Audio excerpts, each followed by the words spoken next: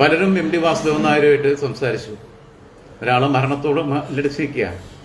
12 വർഷം ഒരുമിച്ച് വെച്ച് വിളമ്പി, ഒരുമിച്ച് കഴിച്ച്, ഒരുമിച്ച് യാത്രകൾ ചെയ്ത്, അദ്ദേഹത്തിന്റെ വസ്ത്രങ്ങളൊക്കെ അന്നത്തെ കാലത്ത് പെണ്ണുങ്ങളാണല്ലോ കഴുകി അയൺ ചെയ്ത് കൊടുത്ത് അദ്ദേഹത്തെ കുട്ടപ്പനായിട്ട് പുറത്തേക്ക് വിടുന്ന, ഒരുമിച്ച് കിടപ്പറ പങ്കിടുന്ന, അതിൽ അങ്ങനെയുള്ള ഒരു ബന്ധത്തിൽ ഒരു കുഞ്ഞുള്ള ആ കുഞ്ഞിന്റെ അമ്മയായിട്ടുള്ള ആ സ്ത്രീ മരണത്തോടടുത്ത് നിൽക്കുന്ന മണിക്കൂറുകളിൽ അവസാനമായി ഒന്ന് കാണണം എന്ന് പറഞ്ഞപ്പം ഇദ്ദേഹം കാണാൻ പോയില്ല. എം ടി വാസുദേവൻ നായർ മലയാളത്തിന്റെ അതുല്യ പ്രതിഭ, അങ്ങനെ തന്നെ നമുക്ക് അദ്ദേഹത്തെ വിശേഷിപ്പിക്കാം അല്ലെ. അപ്പോൾ എന്താണെങ്കിലും അദ്ദേഹം മരിച്ച് നമ്മുടെ എല്ലാം തലയ്ക്ക് മുകളിൽ നിൽക്കുകയാണ്. ഇന്ന് രാവിലെ തൊട്ട് ഒട്ടുമിക്ക എല്ലാ വാർത്താ ചാനലുകളിലും ഇദ്ദേഹത്തിന്റെ ഈ ഒരു മരണവുമായി ബന്ധപ്പെട്ടുള്ള വാർത്തകളാണ് വന്നു പോയിക്കൊണ്ടിരിക്കുന്നത്. വാർത്താ ചാനലുകൾ ഇൻ ദ സെൻസ് ടിവിയിൽ മാത്രമല്ല, നമ്മളെ യൂട്യൂബും അതുപോലെ തന്നെ ഫേസ്ബുക്ക് ഒക്കെ എടുത്താലും ഇദ്ദേഹത്തിന്റെ മരണവുമായി ബന്ധപ്പെട്ടുള്ള വാർത്തകളാണ് വന്നു പോയിക്കൊണ്ടിരിക്കുന്നത്. ലാലേട്ടന്റെയും മമ്മൂക്കയുടെയും ഒക്കെ പോസ്റ്ററുകളും ഒക്കെ ഷെയർ ചെയ്യുന്നുണ്ട് പലരും. അപ്പൊ ഇതെല്ലാം രാവിലെ തൊട്ട് ഇങ്ങനെ കണ്ടുകൊണ്ടിരിക്കുകയായിരുന്നു ഞാൻ. ഇതിന്റെ ഇടയ്ക്കാണ് ഒരു വ്യക്തിയുടെ ഒരു വീഡിയോ എന്റെ ശ്രദ്ധയിൽപ്പെട്ടു. അത് പ്രത്യേകിച്ച് ഈ എം ടി സാറിന്റെ മരണവുമായി ബന്ധപ്പെട്ടും ഒക്കെ അദ്ദേഹം കുറച്ച് കാര്യങ്ങൾ പറയുന്നുണ്ട് എന്തായാലും ആ വീഡിയോയിൽ. പക്ഷെ ആ വീഡിയോയിൽ അദ്ദേഹം വളരെ മോശമായിട്ടാണ് എം ടി എന്ന് പറയുന്ന ആ ഒരു വ്യക്തിയെ ചിത്രീകരിച്ചു വെച്ചിരിക്കുന്നത്. ഞാൻ ആദ്യമേ സത്യം പറഞ്ഞു കഴിഞ്ഞാൽ നിങ്ങൾ എല്ലാവരും ഈ ഒരു വീഡിയോ കാണണം. എനിക്ക് തോന്നുന്നു അദ്ദേഹത്തിന്റെ ആ ഒരു വീഡിയോ അധികം ആളുകളൊന്നും കണ്ടിട്ടില്ല. അധികം ആളുകളിലേക്ക് ഞാൻ ഈ ഒരു വീഡിയോ എത്തിക്കാനായിട്ടുള്ള, ഇദ്ദേഹത്തിന്റെ ഈ ഒരു വീഡിയോ എത്തിക്കാനായിട്ടുള്ള ഒരു കാര്യം എന്താന്ന് വെച്ച് കഴിഞ്ഞാൽ, കുറെ ആളുകളുടെ അശ്രദ്ധ അത് ചൂണ്ടിക്കാണിക്കാൻ വേണ്ടി കൂടെയാണ് ഞാൻ ഈ ഒരു വീഡിയോ നിങ്ങൾ എല്ലാവരും കാണണമെന്ന് പറയുന്നത്. എം ടി വാസുദേവൻ നായരുടെ മരണത്തെക്കുറിച്ച് അകാല വിയോഗം, അപ്രതീക്ഷിത വിയോഗം എന്നൊക്കെയാണ് രാഷ്ട്രീയ നേതാക്കന്മാർ, സാഹിത്യ രംഗത്തെ കുലപതികൾ, ചലച്ചിത്ര മേഖലയിലെ പ്രമാണിമാർ ഒക്കെ പറഞ്ഞുകൊണ്ടിരിക്കുന്നത്. 91 വയസ്സുള്ള അദ്ദേഹം ഇനിയിപ്പോൾ എത്ര വർഷം കൂടി ജീവിച്ചിരിക്കണം എന്നാണ് ഇവർ ആഗ്രഹിക്കുന്നതെന്ന് എനിക്കറിയില്ല. നാളെ ഇപ്പം 102 വയസ്സുള്ള വി.എസ്. അച്യുതാനന്ദൻ മരണപ്പെട്ടാലും ഇവർ പറയും ഞെട്ടിച്ചു, ഒട്ടും പ്രതീക്ഷിച്ചില്ല, അപ്രതീക്ഷിതമായ വിയോഗം എന്നൊക്കെ. ഇത് ഒരു ക്ലീഷേ പ്രയോഗമായിട്ട് മാറിയിരിക്കും. ഇതൊന്നും ആത്മാർത്ഥമല്ല, ഇതൊന്നും ഹൃദയം കൊണ്ട് സംസാരിക്കുന്നതുമല്ല. നമുക്ക് ഇതൊക്കെ ഇതൊക്കെ പറയാൻ ആരെങ്കിലും ഒക്കെ വേണ്ടേന്നേ. ഇദ്ദേഹം ഈ പറയുന്നത് കേട്ടപ്പോ ഇയാള് ഇച്ചിരി ഞാൻ നേരത്തെ പറഞ്ഞ പോലെ ഒരു ബുദ്ധിജീവിയാണ്. ആ ഒരു രീതിയിലുള്ള ചിന്താഗതി, അങ്ങനെ സംസാരിക്കുന്നതാണെന്നാണ് ഞാൻ വിചാരിച്ചത്. കാരണം പുള്ളി പറയുന്നതിനകത്ത് നിങ്ങളൊന്ന് ചിന്തിച്ചാൽ നിങ്ങൾക്ക് മനസ്സിലാവും. എല്ലാവരും അങ്ങനെ പറയുള്ളൂ, അപ്രതീക്ഷമായിട്ടുള്ള വിയോഗം എന്നൊക്കെ പറയുള്ളൂ. പക്ഷെ അതിന്റെ ഒരു വേറെ സൈഡ് എന്താന്ന് വെച്ച് കഴിഞ്ഞാൽ, വേറെ ഒന്നും നമുക്ക് ആർക്കും പറയാൻ പറ്റില്ല. ഇപ്പൊ ലാലേട്ടനാണെങ്കിലും മമ്മൂക്കയാണെങ്കിലും ഇപ്പൊ മുഖ്യമന്ത്രി വന്നപ്പോ അദ്ദേഹത്തിനാണെങ്കിലും ഈ ഒരു കാര്യം മാത്രമേ പറയാൻ പറ്റുള്ളൂ. ഇപ്പം എം ടി സാറിന് 91 വയസ്സായി എന്ന് വെച്ചിട്ട് ഒരു മാധ്യമങ്ങൾ ചെല്ലുമ്പോഴത്തേക്ക് അവരുടെ ഫ്രണ്ടിൽ ഓക്കെ 91 വയസ്സായി, അതുകൊണ്ട് അയാൾ ഇനി കിടക്കാണ്, അയാൾ എന്ന് പറഞ്ഞാൽ ക്ഷമിക്കുക, അദ്ദേഹം ഇനി കിടക്കണ്ട, അദ്ദേഹം പൊക്കോട്ടെ എന്ന് ആർക്കും പറയാൻ സാധിക്കില്ല. അല്ലെങ്കിൽ അതല്ല ഒരു മാന്യത എന്ന് പറയുന്ന ഒരു കാര്യം കൂടെ ഇല്ലേ. എല്ലാവർക്കും ഇങ്ങനെ പറയാൻ പറ്റുള്ളൂ, അപ്രതീക്ഷിത മരണമായിരുന്നു എന്നേ പറയാൻ പറ്റുള്ളൂ. ഇത് ഒരുപാട് ബുദ്ധി കൂടിയവർ ചിലപ്പോൾ ചിന്തിക്കുമ്പോഴത്തേക്ക് അത് വലിയ പ്രശ്നമായിട്ടൊക്കെ തോന്നും. പക്ഷെ അങ്ങനെ പറയാൻ പറ്റുള്ളൂ, അത് എല്ലാവരും പറയുന്നു. പക്ഷെ ഇപ്പൊ ലാലേട്ടനാണെങ്കിലും മമ്മൂക്കയാണെങ്കിലും ഏതൊരു നടനാണെങ്കിലും പേഴ്സണലി നമ്മളെല്ലാവരും, ഇപ്പൊ ഞാനും കുറച്ചു മുമ്പ് എന്റെ വീട്ടിലൊക്കെ സംസാരിച്ചതാണ്. അതായത് അദ്ദേഹത്തിന് അത്രയും പ്രായമായി, ഇനി അദ്ദേഹം കിടക്കണ്ട, അദ്ദേഹം പോട്ടെ എന്നേ നമ്മളെല്ലാവരും പേഴ്സണലി നമ്മൾ സംസാരിക്കുകയുള്ളൂ. പക്ഷെ ഒരു സോഷ്യൽ മീഡിയയിൽ അല്ലെങ്കിൽ ഒരു പൊതുസമൂഹത്തോട് നമ്മൾ അഭിസംബോധന ചെയ്ത് അദ്ദേഹത്തിന്റെ മരണത്തെ വെച്ച് നമ്മൾ സംസാരിക്കുമ്പോഴത്തേക്ക് ഒരിക്കലും നമുക്ക് അല്ലാതെ അയാൾ പൊക്കോട്ടെ എന്നുള്ള രീതിയിലൊന്നും നമുക്ക് സംസാരിക്കാൻ പറ്റില്ല. അപ്രതീക്ഷിതമെന്നേ പറയാൻ പറ്റുള്ളൂ. അത് എല്ലാവരും പറയുന്നു, അതിനകത്തൊരു തെറ്റുള്ളതായിട്ട് എനിക്ക് തോന്നുന്നില്ല. അപ്പൊ ഈ ഒരു ഭാഗമൊക്കെ ഇയാൾ പറയുന്ന കേട്ടപ്പോൾ ഞാൻ നേരത്തെ പറഞ്ഞില്ല, ഒരു ബുദ്ധിജീവിയുടെ ഒരു ടോക്ക് ആയിരിക്കും ഈ ഒരു വീഡിയോ മൊത്തം ഞാൻ പ്രതീക്ഷിച്ചു. പക്ഷേ ഇദ്ദേഹം ഈ ഒരു വീഡിയോയുടെ തുടക്കത്തിൽ പറയുന്നുണ്ടായിരുന്നു ഇദ്ദേഹം ഹോസ്പിറ്റലിലാണ് എന്നുള്ളൊരു കാര്യം. അപ്പൊ ഞാൻ വിചാരിച്ചു ഏതോ എന്തെങ്കിലും വയ്യാതെ വല്ല പനിയൊക്കെ ആയിട്ട് കിടക്കുമായിരിക്കും. പക്ഷേ ഇതിനകത്ത് വേറൊരു സൈഡ് ഉണ്ട്. നിങ്ങൾ ഈ ഒരു ഭാഗം കേൾക്കുക, എന്നിട്ടേ ഇദ്ദേഹം ഇനി എം ടി സാറിനെ പറ്റി പറയുന്നത് ഞാൻ നിങ്ങൾക്ക് കേൾപ്പിച്ചു തരുന്നുള്ളൂ. ഫസ്റ്റ് ഈ ഒരു പോർഷൻ വളരെ വ്യക്തമായിട്ട് നിങ്ങൾ കേൾക്കുക. അതുപോലെ തന്നെ ഞാൻ തുടക്കത്തിൽ പറഞ്ഞല്ലോ കുറെ പേരുടെ അനാസ്ഥ, അതൊക്കെ ഞാൻ പറയാം എന്താണെന്ന്. ഈ ഒരു ഭാഗം കേട്ടു നോക്കിക്കേ.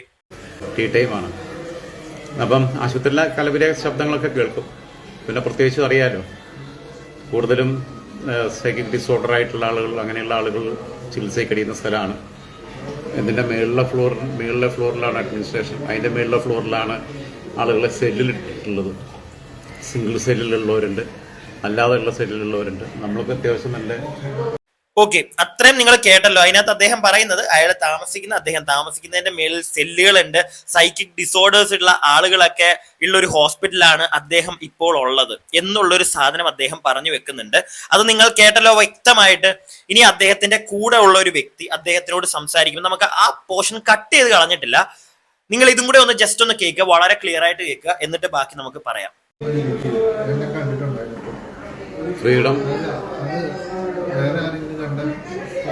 ഇല്ലടാ, നമ്മള് സെല്ലിലല്ലോ.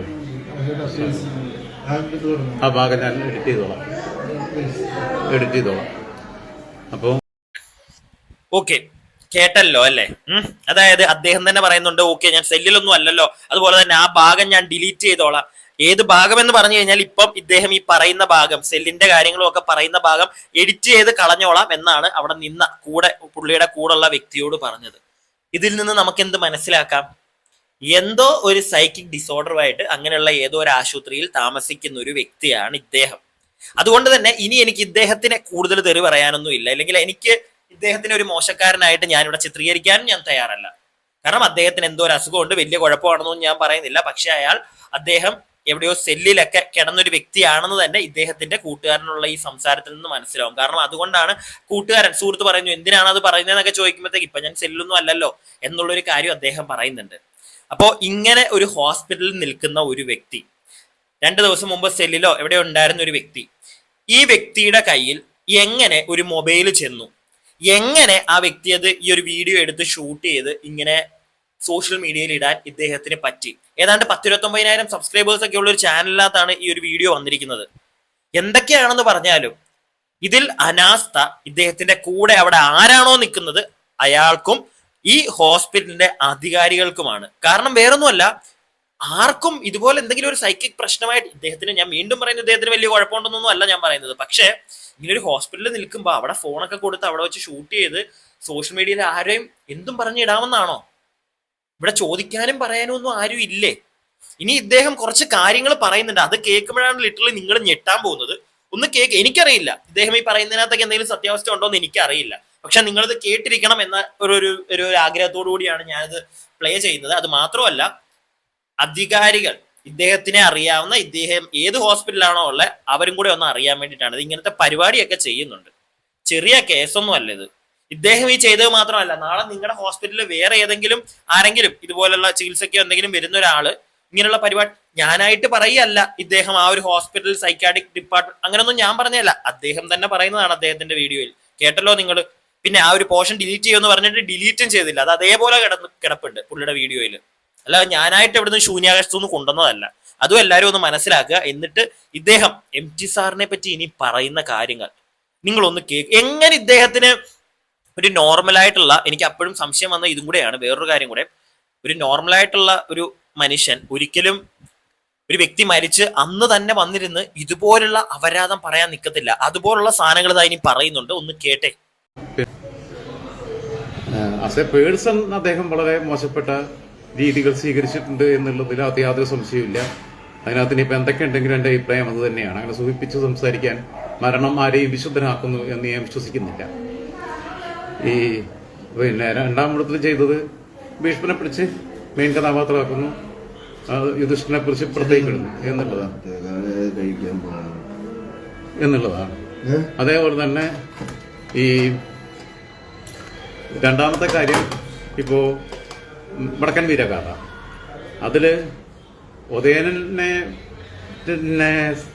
രണ്ടാം കഥാപാത്രമാക്കുകയും ചന്തു ഹൈലൈറ്റ് ചെയ്യപ്പെടുകയും ചെയ്യുന്നു. അതായത് ഐതിഹ്യത്തെ വേറൊരു കണ്ണിലൂടെ കാണുകയും അതിനകത്തൊരു സാധ്യത കണ്ടെത്തുകയും ചെയ്യുന്നു. അതിനകത്ത് സാധ്യത കണ്ടെത്താനുള്ള അദ്ദേഹത്തിന്റെ കുശാഗ്ര ബുദ്ധിയെയും അദ്ദേഹത്തിന്റെ ദൈക്ഷണിക വൈഭവത്തെയും ഞാൻ ചെറുതായി കാണുന്നില്ല. ഞാനും നിങ്ങളും വിചാരിച്ചാൽ പറ്റില്ലല്ലോ. അപ്പൊ ആ രീതിയിലുള്ള കഴിവുകളൊക്കെ അദ്ദേഹത്തിനുണ്ട്. പിന്നെ അദ്ദേഹത്തിന്റെ വിവിധമായ മേഖലകളിലൂടെ അദ്ദേഹം കടന്നു വന്നിട്ടുണ്ട്. അദ്ദേഹം ഇപ്പം നോവലിസ്റ്റ് ആയിരുന്നു, ചെറുകഥാകൃത്തായിരുന്നു, തിരക്കഥാകൃത്തായിരുന്നു, ചലച്ചിത്ര സംവിധായകനായി, പിന്നെ അതേപോലെ തന്നെ നോവല്, ചെറുകഥ, കുട്ടികളുടെ സാഹിത്യം ഇതൊക്കെ ചെയ്തിട്ടുണ്ട്.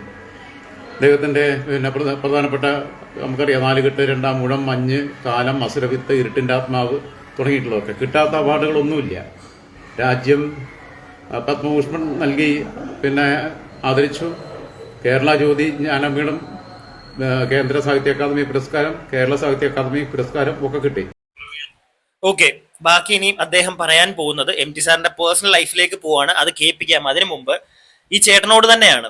ചേട്ടൻ ഇത്തിരിയെങ്കിലും ഉണ്ടെങ്കിൽ, ചേട്ടാ രാജ്യം ഇത്രയും അധികം ആദരിച്ച് ഒരുപാട് അവാർഡുകൾ കൊടുത്ത് ഒരുപാട് ആദരിച്ച മലയാളത്തിനെ വേറെ ലെവലിലേക്ക് എത്തിച്ച ഒരു വ്യക്തി, അദ്ദേഹം മരിച്ചു കിടക്കുന്ന ദിവസം അദ്ദേഹത്തിന്റെ കൃതികളെയൊക്കെ ഇങ്ങനെ വച്ചു കീറി ചെയ്യാനായിട്ട് ചേട്ടൻ എങ്ങനെ പറ്റുന്നു? അദ്ദേഹം എഴുതിയതിനകത്ത് അതാണ് തെറ്റ്, ഇതാണ് ശരി എന്നൊക്കെ പറയാനായിട്ട് എങ്ങനെ ഇന്നത്തെ ദിവസം നിങ്ങൾക്ക് പറ്റുന്നു? അത്രേ ഞാൻ ചോദിക്കുന്നുള്ളൂ. നിങ്ങൾ ഇതിനകത്ത് തന്നെ വേറെ കുറെ കാര്യങ്ങൾ ഇദ്ദേഹത്തിന്റെ ഈ ഒരു വീഡിയോയിൽ പറയുന്നുണ്ട്. ഞാൻ എല്ലാം ഒന്നും വെക്കാത്ത ഏകദേശം 9-10 മിനിറ്റ് എന്തോ ഒരു വീഡിയോ ഉണ്ട്. ഇദ്ദേഹം മാധവ് കുട്ടിയുടെ ഫാനാണ്. ഇദ്ദേഹം വേറെ റൈറ്റേഴ്സിനെ പറ്റിയൊക്കെ പറയുന്നുണ്ട്. ആയിക്കോട്ടെ, ചേട്ടന് ഇഷ്ടം അവരെയൊക്കെ ആയിരിക്കും, അവരുടെ കൃതികളായിരിക്കും, അവരുടെ റൈറ്റിംഗ്സിനൊക്കെ ചേട്ടന് ഭയങ്കര ഫേവറേറ്റ് ആയിരിക്കും. MT സാറിന്റെ റൈറ്റിംഗ്സിനകത്ത് ചേട്ടന്റെ ഒരു പേഴ്സ്പെക്റ്റീവില് ചേട്ടന് തെറ്റുകൾ തോന്നിക്കാണാം. അത് വലിച്ചു കീറി എടുത്ത് ഛർദ്ദിക്കേണ്ട ദിവസമല്ല ഇന്ന്, പ്രത്യേകിച്ച് ആ മനുഷ്യൻ മരിച്ചു കിടക്കുന്ന ദിവസം. അതും പോട്ടെ എന്ന് ഞാൻ വെക്കും, അതും പോട്ടെ. പക്ഷേ എങ്ങനെ താങ്കൾക്ക് പറ്റുന്നു അദ്ദേഹത്തിന്റെ പേഴ്സണൽ ലൈഫിലേക്ക് ചെന്ന് വളരെ മോശമായിട്ട് അതിനെ ചിത്രീകരിക്കാൻ? കേൾക്കൂ. വിവാഹം കഴിച്ച പ്രമീള 1965 വിവാഹം കഴിക്കുന്നത്. അവർ പിന്നീട് മരണപ്പെട്ടു. അതിലൊരു മകളുണ്ട്. ആ മകളിപ്പോൾ അമേരിക്കയിലാണ്. അദ്ദേഹം ഈ പ്രമീളയെ വിവാഹം കഴിച്ചു കഴിയുമ്പോഴാണ് അതിലുള്ള മകളെ ഡാൻസ് പഠിപ്പിക്കാൻ വേണ്ടി വന്ന ഡാൻസ് ടീച്ചറുമായി അടുപ്പത്തിലാവുന്നത്.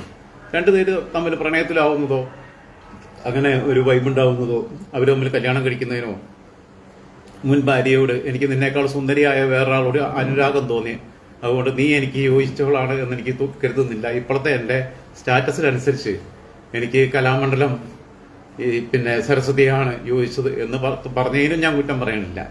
നമ്മളാണെങ്കിൽ അങ്ങനെ പറയുമോ എന്നുള്ളത് വേറെ ചോദ്യം.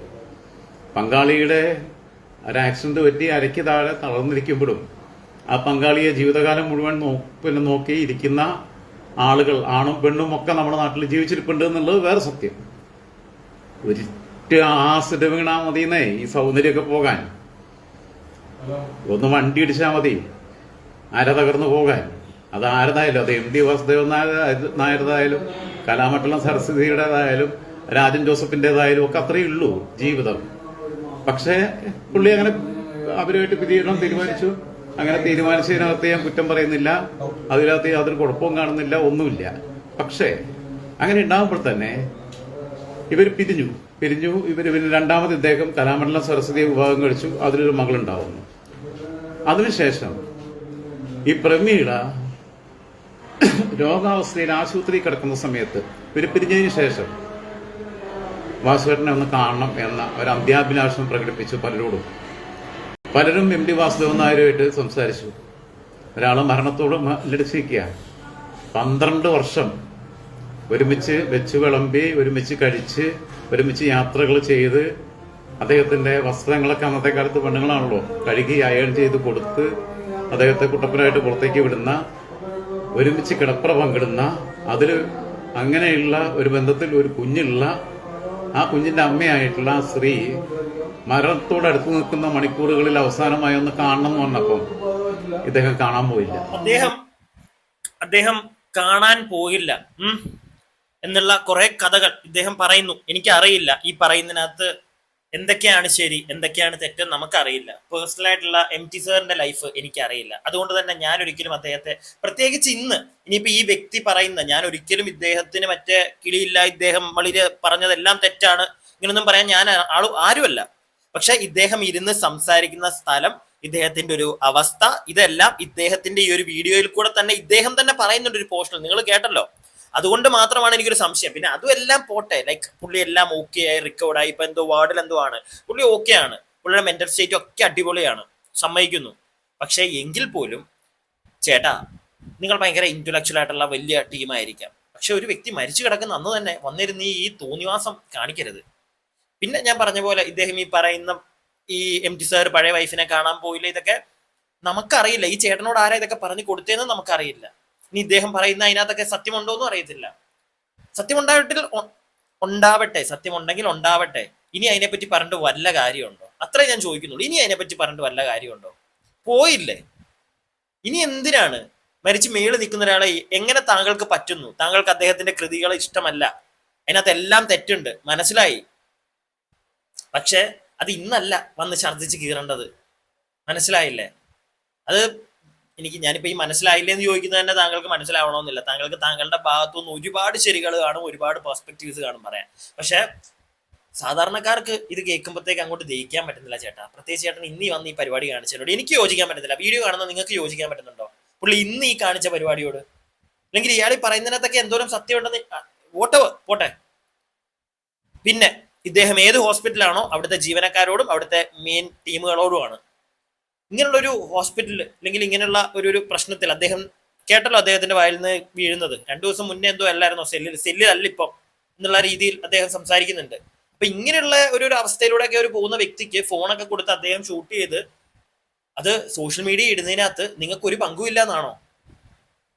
എനിക്ക് മനസ്സിലാവുന്നില്ല. വീഡിയോ കാണുന്ന നിങ്ങൾ പറയുക നിങ്ങളുടെ അഭിപ്രായം, അത്രേ ഉള്ളൂ. വീഡിയോ ഇഷ്ടപ്പെട്ടിട്ടുണ്ടെങ്കിൽ ലൈക്ക് ചെയ്യുക, സബ്സ്ക്രൈബ് ചെയ്യാതെ കാണുന്ന സബ്സ്ക്രൈബ് ഒക്കെ ഒന്ന് ചെയ്യുക.